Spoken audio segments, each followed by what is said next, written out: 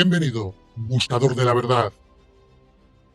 La semana anterior tuvimos acceso al documental Entrevista, que aquí titulamos La Fuente Primordial.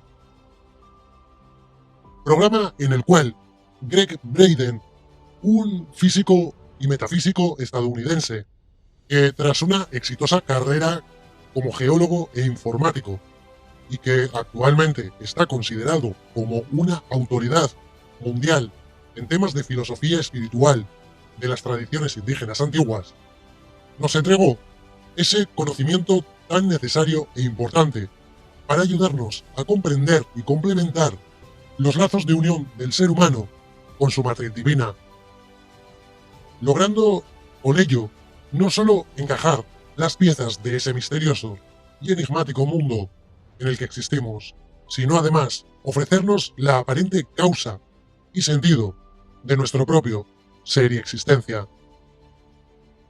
En el programa de hoy, y con todos estos datos recientes, indagaremos más aún en todo ello, avanzando, como no, en aquella búsqueda hacia una verdad que permita al ser humano liberar aquella conciencia que lleva siendo presa de unas élites gobernantes desde hace décadas e incluso milenios.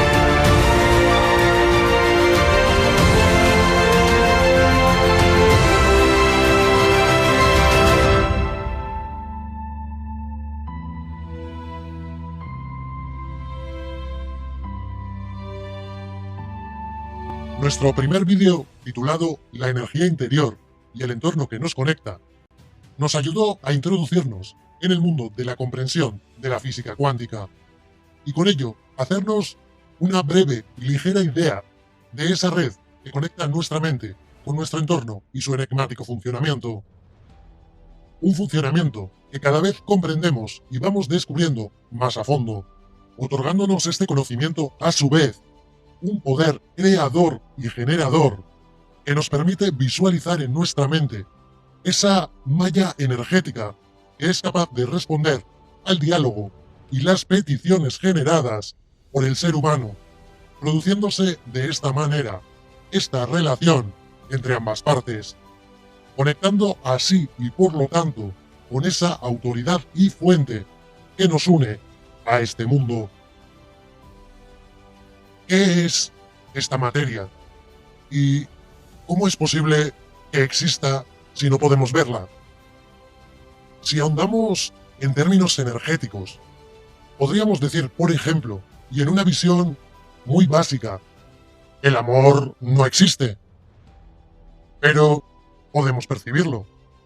Lo mismo Sucede con los sueños. No los vemos, no los olemos, ni siquiera somos capaces de tocarlos. Aún así, podemos percibirlos, y todo ello existe en unos términos que se alejan más allá de los sentidos. El campo cuántico se compone, tal y como Tesla nos decía, de energía, frecuencia y vibración, agregándole además un toque de información y conciencia procesada. Aunque no podamos percibirla, sí podemos hacernos una idea de este entorno que conecta todo. Si, por ejemplo, experimentamos cogiendo un pedazo de hierro, una lima, y la rayamos, generaremos limadura de hierro. Introducimos entonces esa ralladura en un envase de cristal con agua, tal y como se ve en esta escena. Veremos cómo las partículas de la ralladura se agrupan al azar, sin ningún tipo de forma ni orden concreto, y dará igual cuántas veces repitamos el experimento. El patrón no se volverá a repetir, y esta limadura quedará flotando sin ningún tipo de rumbo. Pero, si entonces acercamos un imán dentro de este envase, obtendremos una nueva reacción, dejando esta limadura el acto del azar de lado y convirtiéndose ahora sí en un patrón. Pero, ¿de dónde viene ese patrón? ¿De la limadura? Obviamente no, porque anteriormente ya habíamos visto que ésta había caído dispersa, dejando su suerte al azar. El patrón proviene, por lo tanto, de aquel campo energético invisible generado por el imán.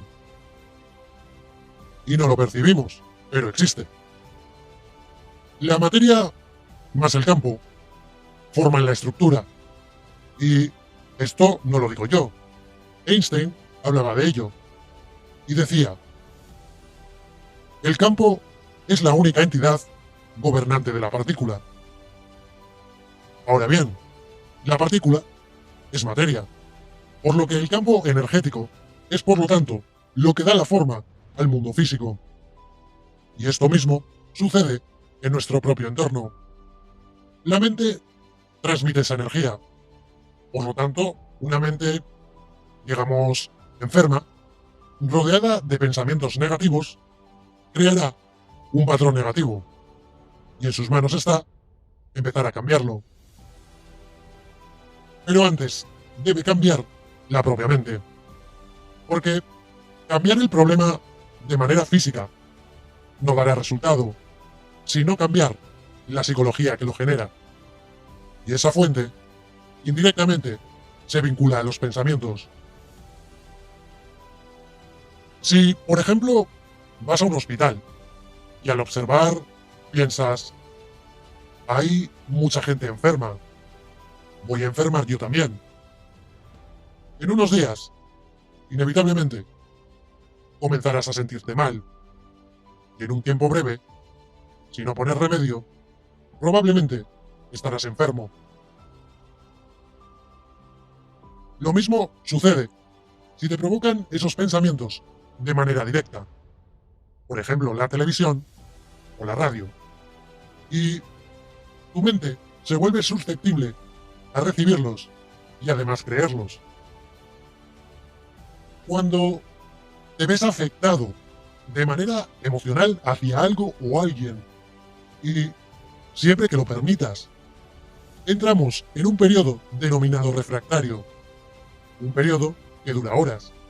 Pero si este efecto se prolonga durante días, se convierte lentamente en nuestro estado de ánimo. Y si esto continúa trágicamente su recorrido, sin variación, y manteniéndose durante semanas o meses, lo convertiremos en el propio temperamento.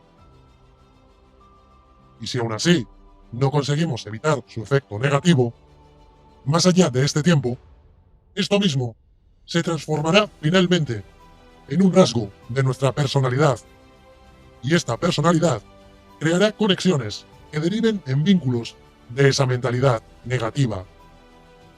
El momento, por lo tanto, idóneo para aprender a controlar cualquiera de estos atributos que se presentan ante nosotros es comenzar desde la base más simple, y ese momento para corregir ese camino es el llamado momento refractario, que será a futuro vital y decisivo para marcar nuestro camino y nuestras conexiones. Cuando la gente se enfrenta a un evento, normalmente sigue arrastrando ese evento porque sus emociones y señales así se lo piden. Tu mente manda una señal diciendo: presta atención, algo ha sucedido y podría volver a suceder. Y esta mente deja tu cuerpo activo por si acaso te enfrentas a lo mismo o algo similar. El pasado que conoces y que has vivido ya ha definido tu futuro, volviéndote completamente predecible. Si tu rutina, por lo tanto, de los últimos años o meses es de un estado anímico bajo y tus rutinas además no son variables, tu vida se volverá monótona y se activará la parte subconsciente de tu cerebro, que no te dejará decidir por ti mismo ninguno de tus razonamientos ni decisiones futuras. Necesitas, por lo tanto, que tu cerebro esté siempre activo en su parte consciente, por lo que debemos ofrecerle experiencias nuevas o retar incluso las ya presentes, para evitar así que éste se acomode. La mente está llena de conexiones cableadas, marcadas por nuestras aptitudes, creencias, emociones y pensamientos que funcionan como un programa de ordenador. Esta, por lo tanto, debe ser capaz de activar, como vimos en el primer programa, esos únicos 40 bits de tu mente consciente, que son los que realmente permiten decidir por ti mismo cada acto presente. Y debes, aunque nuestro cuerpo esté en un estado y programa completamente diferente, orientarlo hacia ese destino que te quieres marcar. ¿No te ha pasado alguna vez que piensas: ¿cómo me gustaría hacer esto? Pero tu cuerpo te dice: no lo hagas, estás mejor en casa, tienes tus rutinas. Es parte de tu programación subconsciente enfrentándose a su mente rival opositora, aquella que te da la oportunidad de ser tú mismo o tú misma por un instante. Pero, ¿cómo enfrentar y comenzar a actuar por nuestra propia cuenta?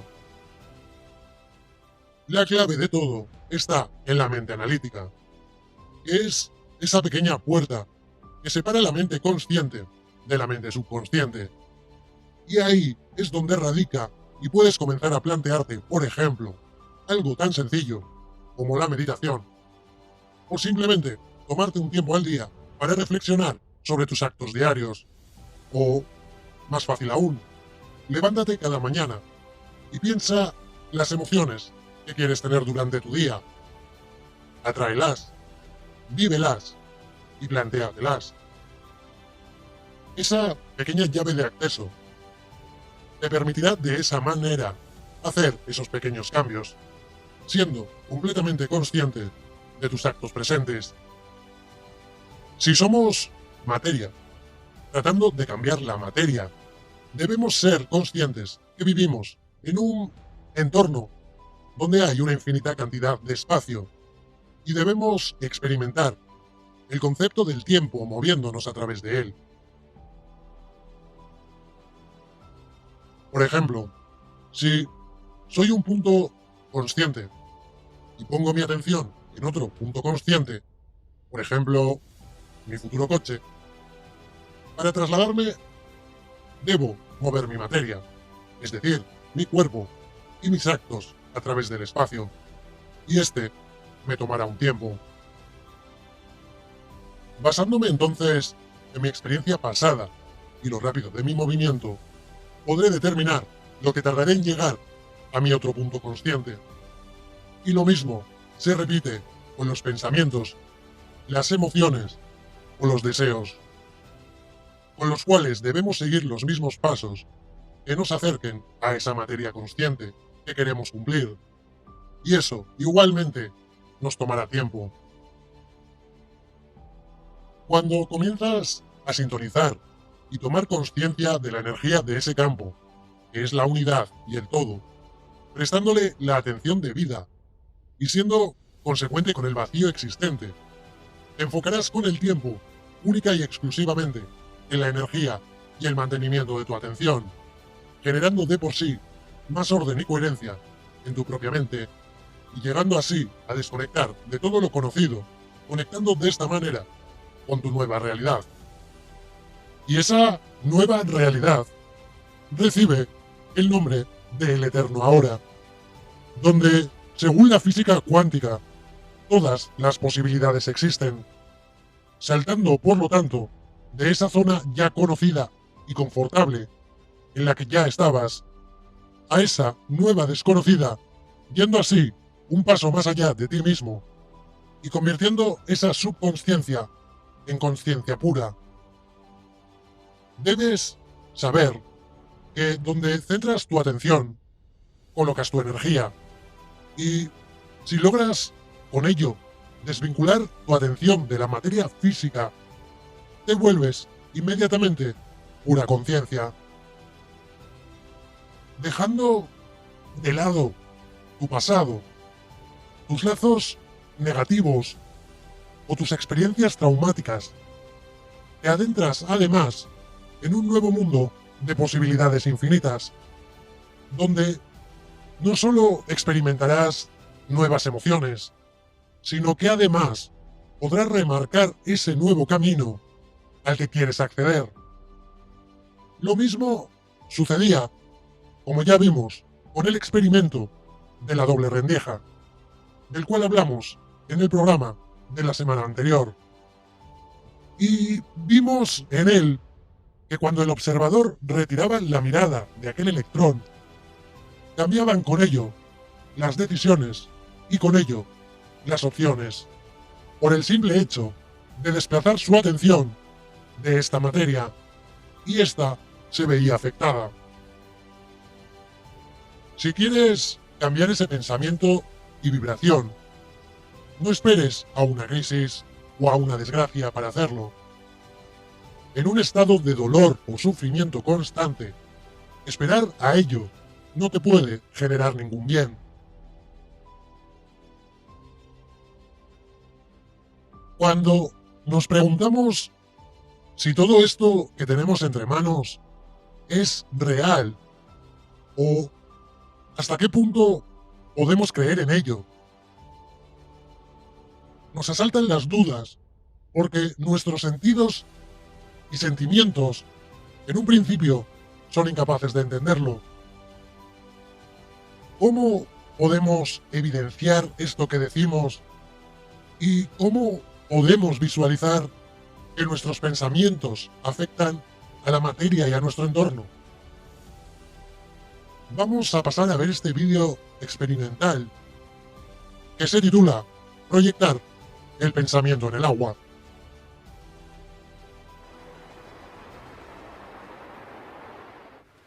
Venga, vamos a empezar. A través de nuestra página web, reunimos a un grupo de voluntarios para ayudarnos en este experimento. Participaron 4 grupos de padres con sus hijos. En este experimento, utilizamos 2 vasos de agua del grifo de Tokio. Hay que tener en cuenta que el agua del grifo de Tokio nunca ha formado cristales. A uno de los vasos, todos los participantes le expresaron gratitud, primero en voz alta y luego con los ojos cerrados. Después observaron el agua para ver si había cambiado. Te cuidaremos bien, agua. Te cuidaremos bien, agua.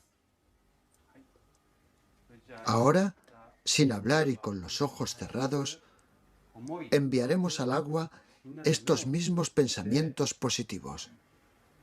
Cerremos los ojos mientras proyectamos nuestros pensamientos durante 1 minuto.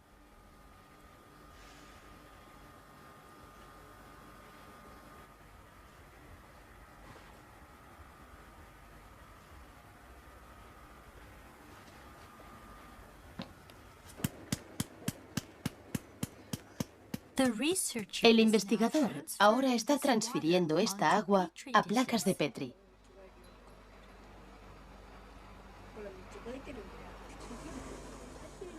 Los niños observan con curiosidad.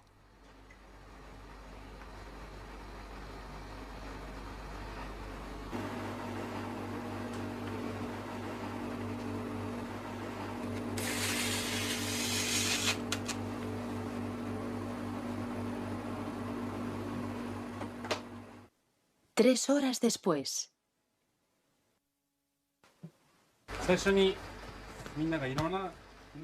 3 horas después, el agua congelada ya está lista para ser observada.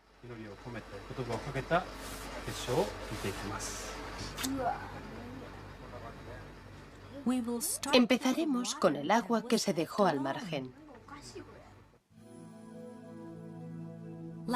Como tantas veces antes, de nuevo observamos una ausencia total de formación de cristales en el agua del grifo de Tokio.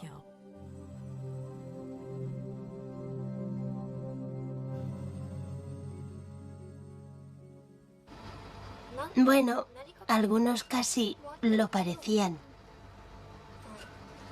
Pero no hemos visto ningún cristal de verdad. Y además algunos eran muy desagradables a la vista. No hemos visto ni un solo cristal. A continuación, observaremos el agua que se ha expuesto a los pensamientos positivos. Los niños miran fijamente al monitor. ¿Qué pasaría con el agua del grifo cuando sus pensamientos se aunan? ¿Has visto? ¡Es un cristal! ¡Mira! Entonces, de la oscuridad del microscopio, surgió un pequeño cristal y empezó a aumentar lentamente.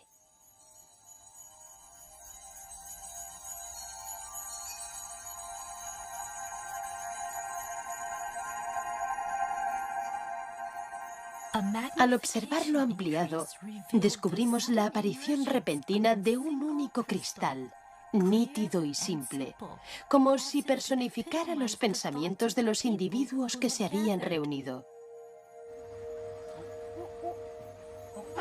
Y entonces... ¡Qué chulo! En respuesta a las palabras y pensamientos de los participantes, el agua del grifo de Tokio produjo un cristal perfectamente equilibrado.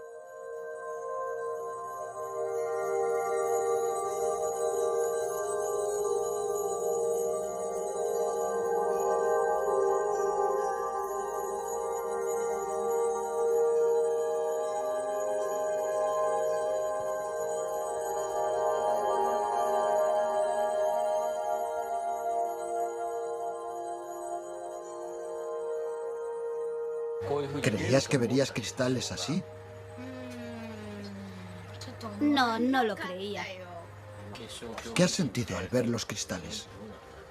Ha sido asombroso. Yo, la verdad, era un poco escéptica respecto al resultado. No creía que los pensamientos que enviáramos pudieran afectar de ninguna forma al agua. Pero ahora que lo he visto, sé que es verdad. Ha sido como si todos fuéramos uno solo. Y además, yo he podido rezar por el agua. Así que ha estado bien. A través de la cristalización, el agua nos está diciendo que puede actuar como nuestro espejo, que puede reflejar el pensamiento humano. El agua tiene la capacidad de mostrarnos lo que no podemos ver. Esa misma agua también fluye por nuestro cuerpo y nutre a todo tipo de vida en la Tierra. Mensajes del agua.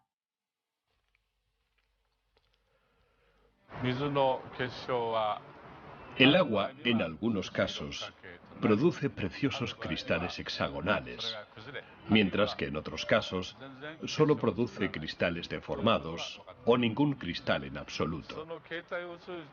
¿Qué es lo que nos está intentando decir el agua a través de la cristalización? Personalmente, creo que la madre naturaleza es la raíz de todo. Todo aquello que sintoniza con la madre naturaleza se manifiesta como una estructura hexagonal preciosa. En cambio, todo aquello que no lo hace. Creo que quizás este sea el mensaje que el agua está intentando transmitirnos. Y para ello, actúa ella misma como intermediaria. Es importante que todo el agua que nos rodea sea capaz de producir hermosos cristales hexagonales, en vez de no producirlos o producirlos deformados. Es muy importante. Por eso intuyo que es nuestro deber mantener limpio nuestro entorno. Aquí se puede apreciar la importancia de la energía y vibración emitidas a través de los pensamientos. Una energía negativa generará cristales o cursos negativos o deformes, mientras que una energía positiva nos generará entornos perfectos y de completa armonía. Ahora, centra esto en tus rutinas diarias y en tus propias emociones. Si tu cuerpo se compone en un 60% de agua y el cerebro en un 70%, la sangre en un 80%, imagina el daño que le puedes provocar a tu organismo si centras tu vida completamente en la negatividad. Y es aquí donde nos planteamos una nueva pregunta. ¿Qué es lo que causa la enfermedad? ¿Son los virus que creemos rondan nuestro entorno en cada rincón y esquina de este mundo? ¿O en cambio, son estos los propios daños causados por nuestra mente inconsciente a nuestro cuerpo y este reacciona a ello mostrándonos ciertas alertas o respuestas para que seamos consecuentes de que algo no anda bien? No indagaremos en exceso en ello, pero es una buena pregunta que responderemos a futuro. A modo introductorio, y por si he despertado tu curiosidad, leeremos este artículo de manera resumida, para no extender el vídeo en exceso. En él nos explican lo que es la medicina germánica, y te adelanto, escucharás muchas cosas sobre ella, sobre todo provenientes de la ciencia oficial, que si es una farsa, que si muchos supuestos médicos se han hecho ricos con ella. Pero en ti está, como siempre, no aceptar ninguna versión y cuestionar e investigar por tu propia cuenta. Porque, finalmente, este tratamiento puede ser tú mismo quien lo aplique en su vida y decidir con ello sobre sus propios beneficios. Así pues, leemos. La nueva medicina germánica está basada en los descubrimientos médicos del doctor Gerd Hammer, el cual descubrió 5 leyes biológicas que explican la causa, el desarrollo y la curación natural de las enfermedades. De acuerdo a estas leyes biológicas, las llamadas enfermedades no son, como se asume, generalmente el resultado de un mal funcionamiento o malignidades del organismo, sino más bien programas especiales con sentido biológico. Saltamos unas líneas y leemos. Estas 5 leyes biológicas revelan que todo en la naturaleza tiene un sentido biológico y que nada está enfermo o es maligno. Saltamos y pasamos a leer directamente las leyes. Primera ley. Todo programa especial con sentido biológico tiene su origen en DHS, es decir, un shock inesperado, muy agudo y vivido en soledad, que ocurre simultáneamente en la psique, el cerebro y en el órgano correspondiente. En la medicina germánica, un DHS se refiere a una situación emocional estresante que por cualquier razón no pudimos anticipar y para la cual no estábamos preparados. Puede ser, por ejemplo, una separación inesperada, la pérdida de un ser querido, un enfado, una preocupación o un shock abrupto por un diagnóstico o un pronóstico inesperado. Saltamos a la segunda ley y seguimos leyendo. Un paciente que no haya resuelto su conflicto se encontrará en la primera fase, la del conflicto activo. Si consigue resolverlo, entra en la segunda fase, la de curación posterior a la resolución, es decir, la sanación. Pero, si por el contrario no se soluciona esto, leemos lo siguiente.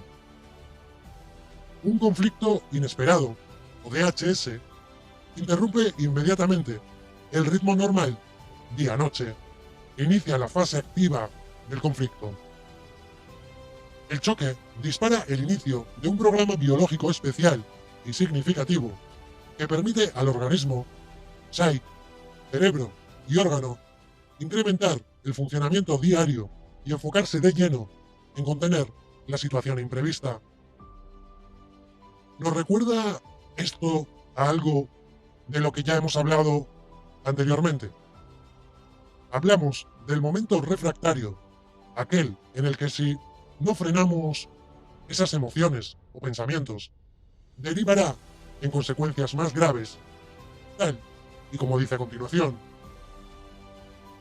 En algunos casos, puede ser incluso preferible no resolver el conflicto, sino reducir su intensidad a un nivel razonable, antes que afrontar la segunda fase, la curación. Tercera ley. La teoría estándar de la metástasis sugiere que las células cancerígenas, por ejemplo, viajan a través del torrente sanguíneo o del sistema linfático a otras partes del cuerpo, donde éstas producen un crecimiento canceroso en el nuevo sitio.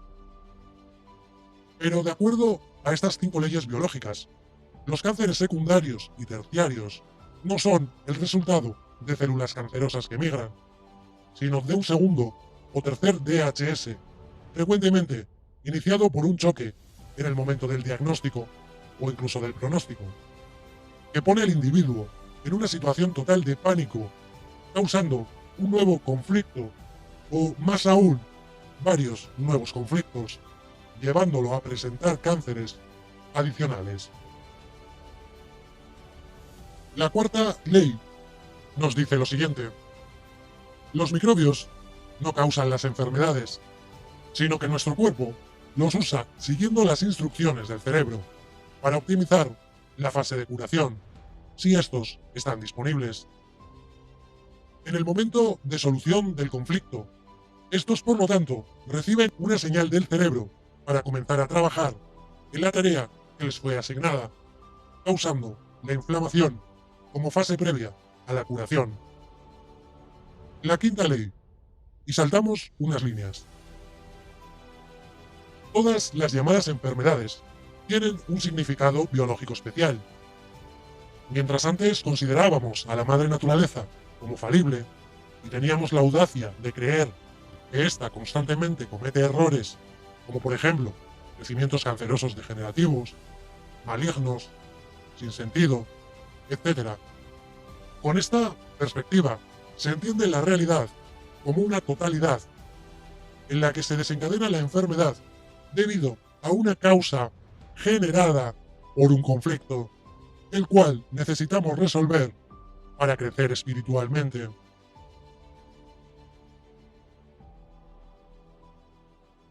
Sie erinnert sich vielleicht Nino D'Angelo, der mit dem Lied Jenseits von Eden seinen ganz großen Durchbruch hatte. Der war schon einmal hier bei uns und hat damals ganz offen über seine Krebserkrankung gesprochen. Lymphdrüsenkrebs, die vor mittlerweile etwa 6 Jahren diagnostiziert worden ist.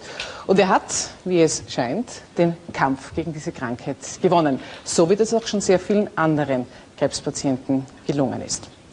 Die Ärztin Fürstin Therese von Schwarzenberg meint dazu provokant, Krebs ist eine heilbare und heilende Krankheit. Heute bei uns die 38-jährige Gloria, guten Abend, die ihre Krebserkrankung besiegt hat. Und die kämpferische Allgemein- und Alternativmedizinerin, Frau Dr. Therese Schwarzenberg. Guten Abend. Frau Doktor, das ist ja an sich heute Abend nicht unser Thema, aber ich höre jetzt schon geradezu viele unserer Zuschauer sagen, die Schwarzenberg, das ist doch die nach 2 Jahren wieder gehen konnte, nachdem sie bereits an den Rollstuhl gefesselt war. Man hat mir prognostiziert, dass ich im Rollstuhl, dass ich im Bett wahrscheinlich den Rest meines Lebens verbringen werden muss und bestenfalls im Rollstuhl.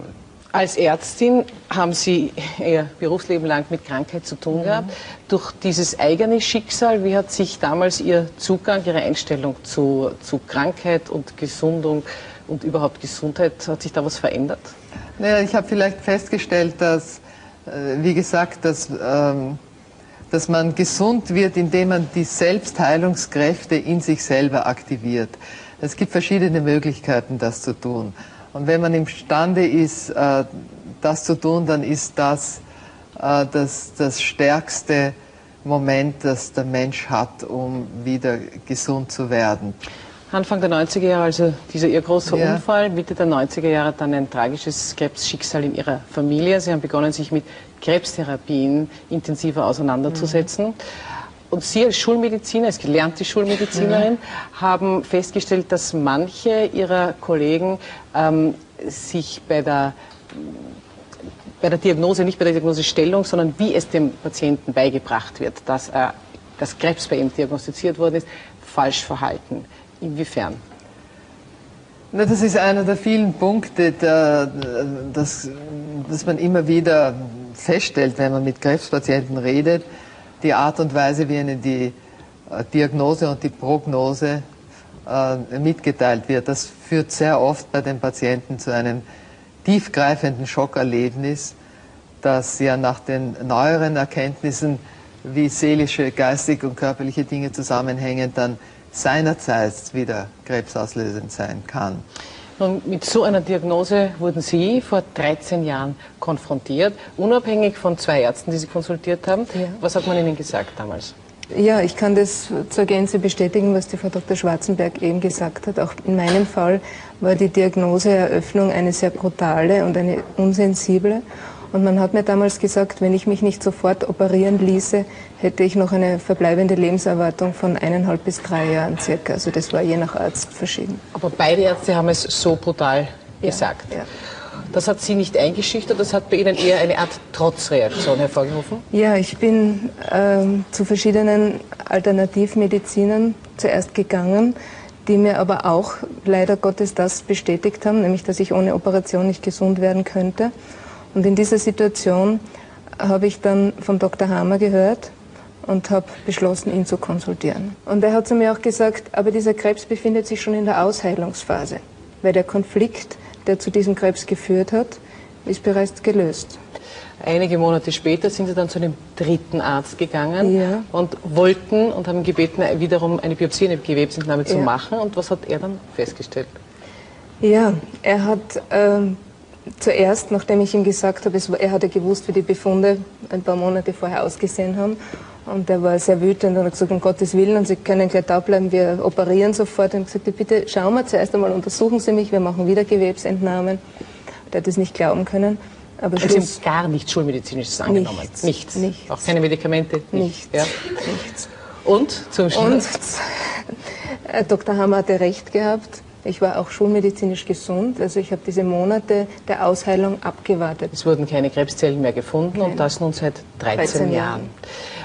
Nun kämpfen Sie ja darum, dass diese Thesen zumindest einmal wissenschaftlich untersucht werden. Die neue Medizin bietet eben da Erkenntnisse an, die, glaube ich, ein sehr wertvoller, sowohl diagnostischer als therapeutischer Ansatz wären, zum Nutzen der Patienten, wissen Sie. Ich will nicht sagen, dass jeder Patient auf die Art geheilt werden Wichtiger kann. Punkt, das war ein ganz wichtiger Punkt. Die Heilmethode der neuen Medizin hat sicher viele Fehlerquellen, wie jede andere Heilmethode auch. Nur wäre es eine zusätzliche Möglichkeit, die man den Patienten... La naturaleza, sabia en sus decisiones, no solo nos ofreció este mundo con la intención de poder vivir libremente en él, sino además, dentro de su creación, nos ofreció un sistema de defensa capaz de protegerse de todo lo que allí pudiéramos encontrar. Por ello, cuando escuchamos y mencionamos la palabra sistema inmune, y como su nombre indica, ser inmune significa inmunidad, nos viene entonces una pregunta obvia. ¿Significa que todo lo que nuestro cuerpo sea incapaz de procesar o combatir o enfrentar en este terreno entregado a la humanidad proviene, por lo tanto, de un entorno artificial, diseñado con el objetivo de dañar a nuestro propio ser? Esta pregunta abierta nos daría opción a plantear nuevamente quién domina la cima de esta cúspide, quién nos gobierna, qué intereses tiene, ¿realmente se preocupan por nuestro despertar? La naturaleza, quiero suponer, y sabiendo de todo esto, en ese supuesto conocimiento, nos ofreció además una mente con la que poder cuestionar nuestro entorno natural y evitar, por lo tanto, ser engañados.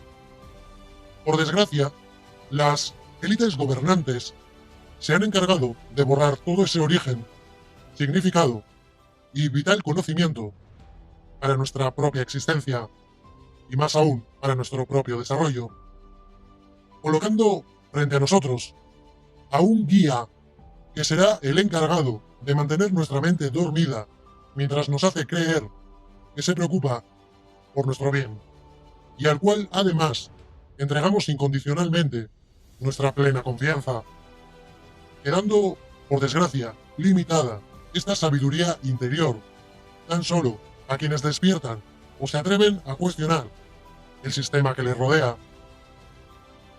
Pero quienes cuestionen el sistema serán, lógicamente, tachados de locos, humillados o quitados de en medio. Tal es el caso de Jacobo Grinberg, un neurofísico, psicólogo mexicano, que se dedicó a estudiar el chamanismo, las disciplinas orientales, la meditación, la astrología y además la telepatía. Todo ello utilizando el método científico del cual él era partícipe y con el que quería cuestionar todas estas creencias mediante una disposición de mente abierta y llegando finalmente a unas conclusiones fuera de toda lógica para el entendimiento científico. Escribió La friolera de 46 libros acerca de estos temas. Y como imaginarás, y has visto al principio, se encuentra actualmente desaparecido desde el 8 de diciembre de 1994. Todo comenzó con una simple pregunta: ¿dónde está la luz? Jacobo Grinberg dedicó a partir de este punto su vida entera a descifrar este gran misterio. La teoría sintérgica fue la joya que su brillante mente concibió tras las innumerables incursiones en las profundidades del oscuro mar de la conciencia. Debido a su formación científica, razonó que sería posible descubrir cómo se realiza la transformación energética de la actividad cerebral en experiencia consciente, y fue así como nació esta teoría, la cual es una aproximación a la percepción y creación de la experiencia consciente. Según nos dice esta teoría, lo que percibimos es el resultado de un proceso en el cual el cerebro transforma la información contenida hasta dar lugar a algo que podamos comprender. Por ejemplo, una imagen visual del mundo. La teoría sintérgica afirma que la realidad es el producto de la interacción entre la malla o la red y el campo neuronal, y que los diferentes niveles de la realidad están relacionados con las características de esta interacción. Jacobo logró mediante experimentos evidencias científicas de la comunicación directa entre varios cerebros, señales que se correlacionaban entre sujetos aislados, y esta se registró separando a dos individuos en habitaciones diferentes.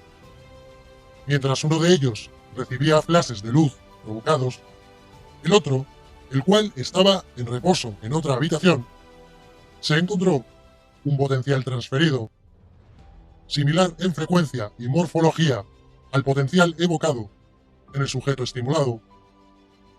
Si volvemos a recordar aquel imán que vimos al principio del vídeo y esa energía y red que reacciona al entorno que nos conecta, nos daremos cuenta que el patrón que lo compone es un patrón similar al generado por el ser humano, un patrón que podríamos definir como toroidal.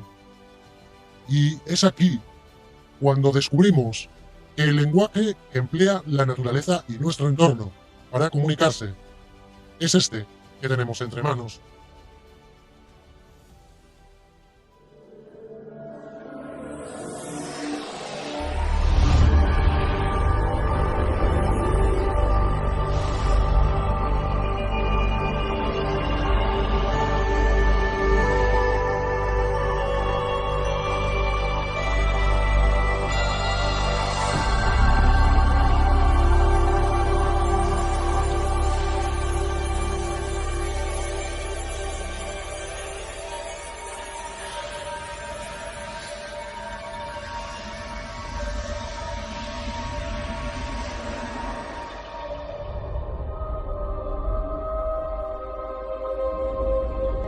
Parece ser que en 1921 Albert Einstein obtuvo el premio Nobel por descubrir que cuando se desprende energía en el universo, aparecen pequeños paquetes de plenitud. Este modelo nos dice mucho acerca de cómo evoluciona la vida. Los matemáticos llaman toroide a este modelo. La energía de un toroide fluye desde un extremo, circula por el centro y acaba en el otro extremo. Está equilibrada, se autorregula y siempre es completa. El científico e inventor Arthur Young fue el primero que me enseñó un toroide. El futurista Duane Elgin explica que el toroide es el modelo primario que utiliza la naturaleza para la vida a cualquier escala. Si nos fijamos en la naturaleza, podemos ver este tipo de formas autoorganizadas por todos lados. Podemos verlo en la sección transversal de una naranja, en la sección transversal de una manzana, podemos verlo en la naturaleza dinámica de un tornado, también en el campo magnético que envuelve la Tierra, un campo magnético similar alrededor de un individuo. También podemos verlo en la estructura de una galaxia en forma de remolino, o en la estructura de un pequeño átomo.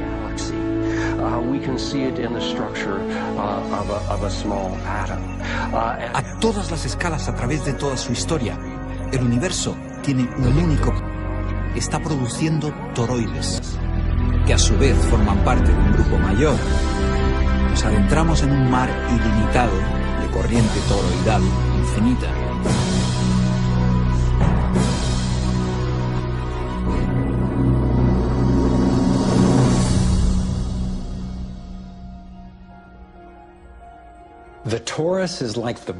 Un toroide es como la respiración del universo.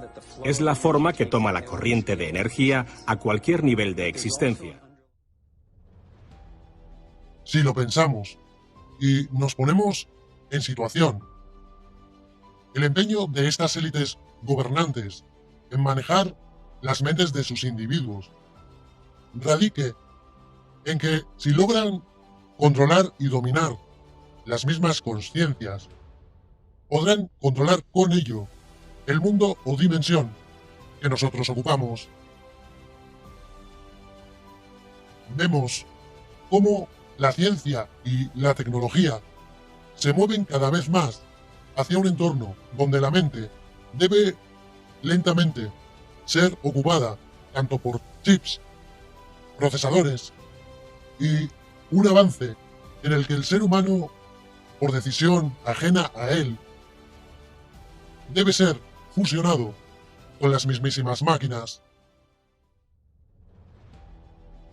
Quizá esta sea la llave de acceso de estas entidades, humanas o no, a este mundo. Quizá por eso el interés de controlarlo todo. Una vez robas el conocimiento, tan solo necesitas el conjuro y el proceso que descifre esa red a la que por alguna razón no tienen acceso y que permita, por lo tanto, la apertura de estas puertas. Recuerda que si tienes mente abierta, eres bienvenido al canal. Estoy encantado de que estés al otro lado. Juntos viajaremos en busca de la verdad y da por hecho que la encontraremos.